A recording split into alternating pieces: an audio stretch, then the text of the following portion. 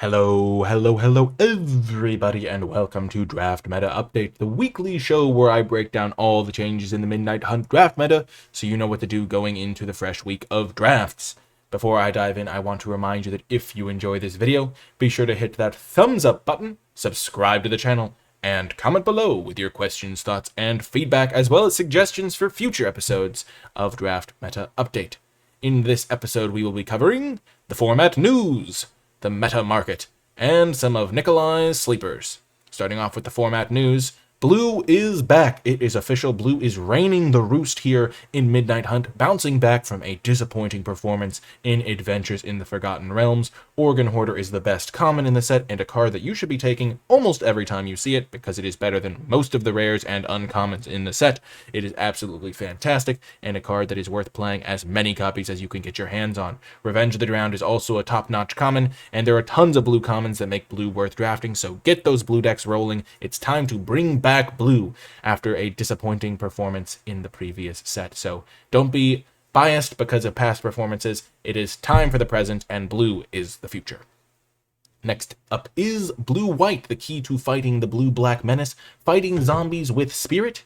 Shipwreck Sifters may be the key card to unlock this archetype, as it does have very powerful statistical evidence in its favor and also performs quite well if you are able to discard some disturbed creatures to it or even other spirits. Cards like Devoted Graphkeeper and Disturbed Creatures give you some flyers to contest the blue-black deck in the skies before they are able to overpower you with their zombie hordes on the ground. So keep an eye out for Blue-White, especially if you are struggling against that blue-black deck. Maybe you can take a slight shift in directions and get into Blue-White, which does seem to have a favorable matchup. At least early indications of the deck seem to indicate so. So keep your eye out for Blue-White to fight that blue-black menace that you may be facing.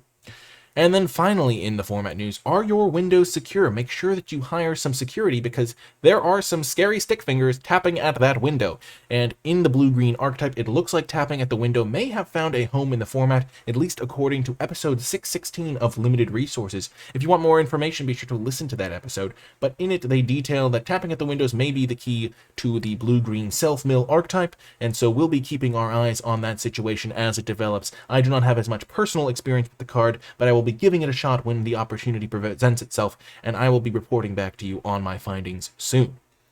Moving on to the meta market, in this week's episode we're going to be talking about the biggest gainers and the biggest losers because there's not enough extra data to make the archetypes and the colors shift around all that much, but we are going to be talking about the biggest gainers, starting off with Flip the Switch, a counterspell that looked quite innocuous, like a convolute with a little bit of extra value tacked on, but it turns out that there are enough ways to hold up your mana in this format, and there are enough ways to use that zombie token to great effect. So keep those switches flipped so that you can be prepared for whatever comes. I mean, you may want to flip the switch off to turn the lights off or flip the switch on, but keep your finger on the trigger and you will be ready for whatever comes your way. That switch must be flipped and your opponent will probably not be able to pay or play their spells.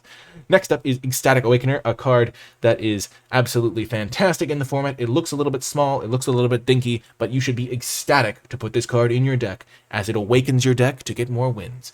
It is just a great place to put some zombie tokens and it will fuel your decks to victory. One of the top performing commons according to the data, and just a card that looks innocuous but performs great. And then finally, a card that also looks kind of innocuous is the Scab Wrangler. 2 mana for a 2/1, you might say, but also one of the best performing uncommons in the entire set, and a great way to use those decayed zombies. This is a must-kill threat, and the sort of card that doesn't seem to be favorable to use removal on, but don't hesitate. Get it killed, get it killed, get it killed, because it will take over the game single-handedly, and you do not want that to happen. So kill the Scab Wrangler on sight if you can, and otherwise try to lose to it gracefully. Don't get a little bit frustrated because the Scab Wrangler, they're a good sport about when they win with dignity, lose with grace. Scab Wrangler, just part of the game, so just try to kill it, but if you can't, accept that you're probably going to lose. So that's just how Scab Wrangler rolls. Moving on to some of the biggest losers in the set. I don't want to imply that these cards themselves are losers or anything about the cards other than the fact that they kind of suck. So don't try to put too much emotional attachment to these losers. They're not losers in the emotionally distraught and sad all the time type losers. They're just not as good as we were hoping. And starting off is the Ghoulish Procession, which they honestly look kind of sad because they are hiding inside that crypt and waiting for some friends to show up. They were going to have a surprise birthday party and their friends never showed up, so that's kind of why you don't want to put that card in your deck, because it just reminds you of that surprise birthday party you never had. And also, the card is unreliable and doesn't really do enough, and even kind of makes you feel bad when you use removal spells at exile, because you don't get a zombie when you exile your opponent's creatures. So just don't play Ghoulish Procession. It's not performing powerfully. The stats are indicating that it is not performing well according to some of the data that I've been looking at. And overall, a card I've not been impressed with and just doesn't really do enough in the format.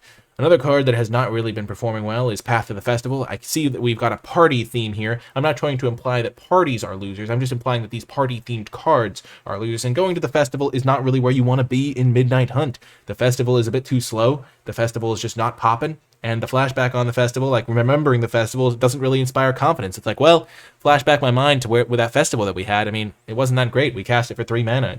Like, if it cost 2 mana, then we'd be talking. But Path to the Festival, not really a card that you should be playing. Fixing is not a real big concern in this set, because there's not a lot of big splashy decks running around that play more than 2 colors, and ramping is not a huge deal either, because there's not a ton of super expensive commons to be casting, so steer clear of that festival path. And then finally, Vivisection, a card that looked like it would be quite excellent, because it's a great place to put a zombie token. Presumably, you sacrifice that zombie, draw 3 cards, and all of a sudden you're taking over the game, but it just turns out there's enough value in the set that you don't need to rely on Vivisection. Luckily, Vivisection is not a party-themed card, so we don't have to really worry about sending too strong of a negative signal about parties, because if Vivisection is your idea of a party, then you are probably messed up in the head at some level. So try not to, maybe seek help. But yeah, Vivisection, not really where you want to be in the format or in life, really. Finally, moving on to some of Nikolai's sleepers, Larder Zombie, a card that I was kind of down on, and I think I was talking some trash about Larder Zombie, but I have seen the truth. The card is actually a pretty good addition to a lot of decks. Make sure you actually care about having a defender in your deck, but in the mid game, it just makes sure you don't run out of stuff to do. You can just mill some stuff, mill some disturb creatures, some flashback spells, or even just lands that you don't need. And then that Larder Zombie, I mean, I'm sure he's going to get that jar open eventually, even though he only has 1 arm. I mean, he's going to get to that brain somehow or another. He's probably just going to recruit some of his buddies to help him out. So that's what the Larder Zombie does. It encourages teamwork, and it overall does a pretty good performance in your deck. And then finally, Crawl from the Cellar has been absolutely devastating in my games this week. Just really irritating for my opponents to deal with my creatures over and over, and really scary from my end when I have to kill my opponent's Scab Wrangler and then they get to bring it back twice. So Crawl from the Cellar is really quite nice in your decks, and make sure you try to prioritize getting 1 copy of the card, because it really does change the dynamic of the game when all of a sudden your key threat has to be killed like 3 times, which is oftentimes impossible because you can't always get that much removal. So Crawl from the Cellar, definitely a card that getting 1 copy of can make a tremendous impact on your deck, and is a pretty effective card in your zombies decks. That is going to do it for this episode of Draft Meta Update. I really do hope you enjoyed it. Remember to hit that like button, subscribe for more content, and comment below with your questions, thoughts, or feedback, and what you'd like to see in future episodes of the show. And also comment #WeGotASeries, because I was really thrilled to see such positive feedback on the first episode of the show, and I decided to run it back with a second episode. And so we've got a little bit of a video series going, and so leave that comment to let me know you made it all the way till the end of the video, and let me know what you would like to see in future episodes of Draft Meta Update. That is going to do it for me, signing off for now. I'll catch you folks next week, hopefully, and I will talk to you next time.